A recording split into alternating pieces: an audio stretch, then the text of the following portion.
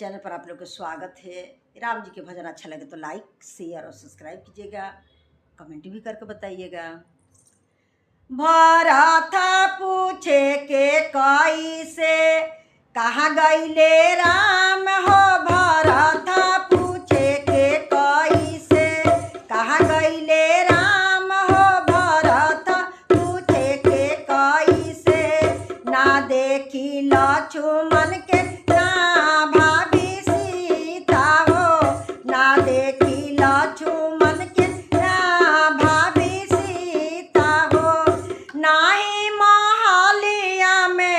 नाही महलिया में देखे भैया राम हो। भरत पूछ के कई से कहाँ गईले राम हो। भरत पूछ के कई से कहाँ गईले राम हो। भरत पूछे के कई से बोले के कैया रानी हंसी भी हंसी हो। बोले के कैया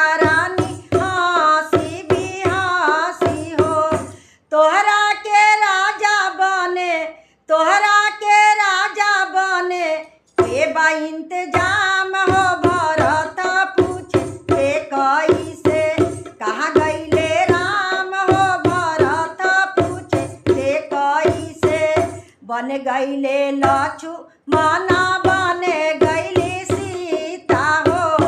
बन गईले लक्ष्मण बन गईली सीता हो। बनवा में गईले भरत बनवा में गईले भरत भैया श्री राम हो। भरत पूछ के कई से कहाँ गईले राम हो। भरत पूछ के कई से इतना वचन सुनी भरत विचारे लगले।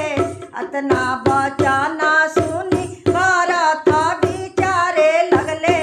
माता के कैया पे बहुत खिसियाई गईले। माता के कैया पे बहुत खिसियाई गईले। हमरा के कैलू तीनू जग में बदनाम हो कि कैसन कुमति दियले। तोहके भगवान हो कि कैसन कुमति दियले। तोहके भगवान हो कि कैसन कुमति दियले।